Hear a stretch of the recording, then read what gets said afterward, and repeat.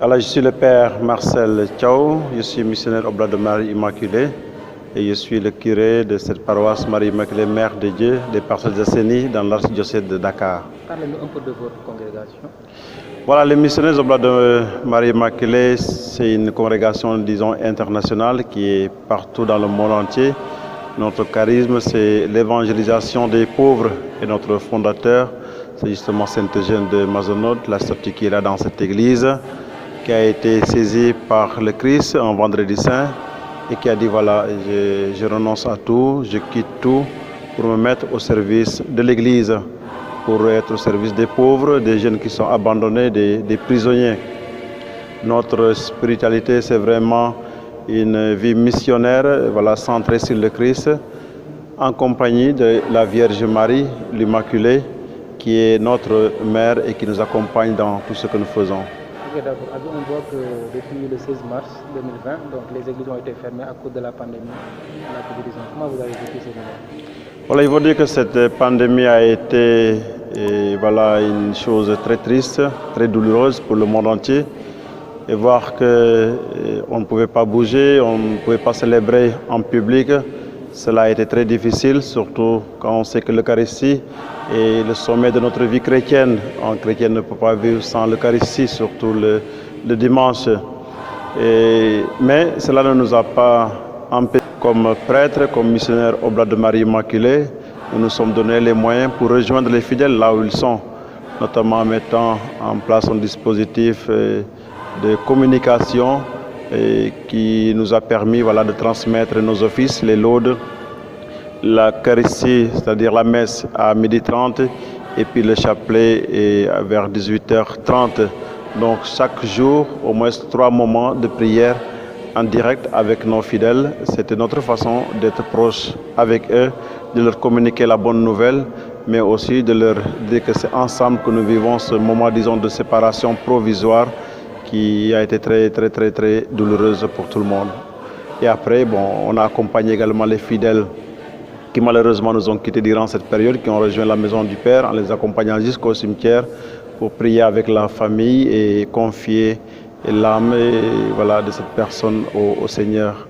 Et puis voilà, et le secrétariat a également été ouvert pour permettre aux gens qui voulaient demander des intentions de messe, un petit service, voilà, de pouvoir aussi accéder à tous ces services-là et de sentir vraiment la proximité de l'Église durant cette pandémie. Ok, donc vous n'avez pas senti les fidèles un peu être à l'écart de l'Église? Oui, bien sûr que se retrouver dans cette grande église où nous avions habituellement 8 célébrations entre le samedi et le dimanche, se retrouver avec une seule célébration avec 4-5 prêtres, ça a été un moment très difficile. Ça n'a pas été facile, même pour nous qui avions la possibilité de célébrer l'Eucharistie en tant que prêtres, mais ne pas sentir toute la communauté paroissiale autour de nous pour ensemble écouter la parole de Dieu, communier à l'Eucharistie, vivre la fraternité, ça a été très difficile.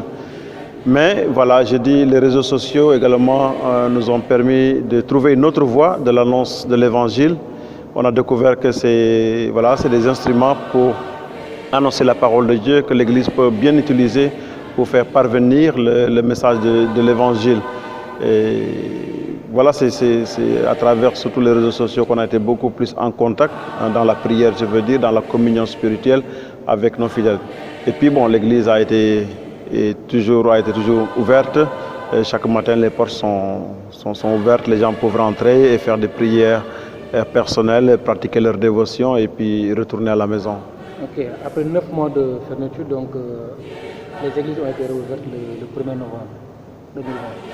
Dites-nous vraiment le sentiment que vous avez par rapport à ça. Je crois que c'est avant tout un sentiment d'action de grâce parce qu'on a senti la main de Dieu, on a senti la proximité voilà, du Seigneur et qui nous permet voilà, de rentrer dans son église, de rentrer et voilà, dans sa grande famille à travers la célébration de l'Eucharistie et être en face de tous les fidèles voilà, qui écoutent la parole de Dieu, qui avaient faim d'écouter cette parole de Dieu, qui avaient faim de communier, qui avaient un besoin moral et spirituel pour se confesser. Ça a été vraiment une grande joie, une action de grâce.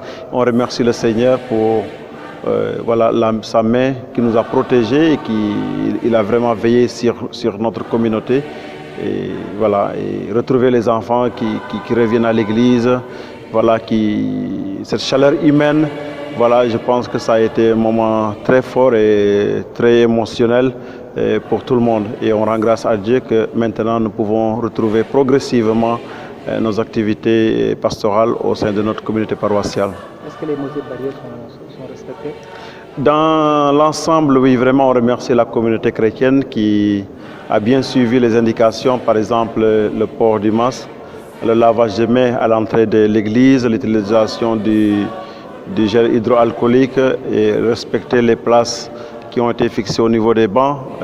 Ça a été vraiment, je pense, une chose très suivie par l'ensemble de la communauté. Évidemment, il y a toujours des failles, il y a toujours des gens qui ne comprennent pas.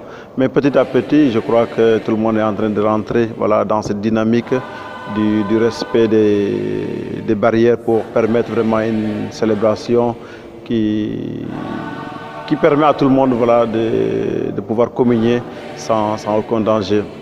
Évidemment, on a eu beaucoup de jeunes qui nous ont aidés. C'est des jeunes engagés dans l'Église et qui sont là pour le service de l'Église et qui répondent à tout ce que l'Église demande. Ils viennent pour aider les fidèles à s'asseoir, à respecter la distance, à trouver, voilà, un cadre de prière qui soit vraiment convenable. Ok, une paroisse comme Nipa, on sait que c'est une très grande paroisse, les fidèles sont très démobilisés, donc vous n'avez pas de problème par rapport aux messes. Bien, les heures de messe sont augmentées ou pas? Non, on n'a pas augmenté les heures de messe. Habituellement, on a une messe le samedi soir et 7 messes le dimanche, ça suffit. Dimanche? 7 messes, le dimanche. voilà, ça suffit largement pour que les fidèles puissent célébrer. Et puis on a une cour intérieure et une cour extérieure, voilà, où on a mis des bâches, on a mis des chaises, on a mis des bancs devant, où c'est espacé. Et donc avec toutes ces messes que nous avons, les fidèles arrivent à respecter la distance et à prier sans aucun problème. 7 messes le dimanche. Et voilà, on a 7 messes. Ça, c'est la seule paroisse qui organise 7 messes. Non, disons qu'on a 2 chapelles et puis l'église mère, l'église ici, donc vous voyez que facilement on arrive à couvrir tout cela. Ok, maintenant je ne sais pas cette question. Donc quel est votre dernier mot pour Lumière Actu qui vient prendre visite aujourd'hui? Oui, heureux de vous accueillir dans notre communauté paroissiale. J'ai essayé de suivre un peu ce que vous êtes en train de faire pour faire découvrir l'Église. Je crois qu'aujourd'hui, vous avez compris que l'annonce de l'Évangile n'est pas seulement réservée aux prêtres, aux religieux, aux religieuses, mais que chaque laïc devrait trouver, voilà, les moyens nécessaires pour faire parvenir le message de la bonne nouvelle et voir que vous parcourez les paroisses pour aider la communauté chrétienne dans son ensemble, mais aider le monde aussi à voir ce qui se fait dans nos paroisses ici au Sénégal. C'est une très belle mission parce que de par votre travail, vous êtes des missionnaires, vous êtes des disciples missionnaires, vous véhiculez la parole de l'Évangile et je prie vraiment pour que le Seigneur vous donne les forces nécessaires pour continuer cette œuvre, vous donne les moyens nécessaires, voilà, pour réaliser tous vos projets et qu'ensemble, voilà, nous puissions aussi collaborer pour être des témoins vivants de l'Évangile, chacun dans la fonction qu'il occupe, chacun dans son ministère, chacun dans son lieu de travail.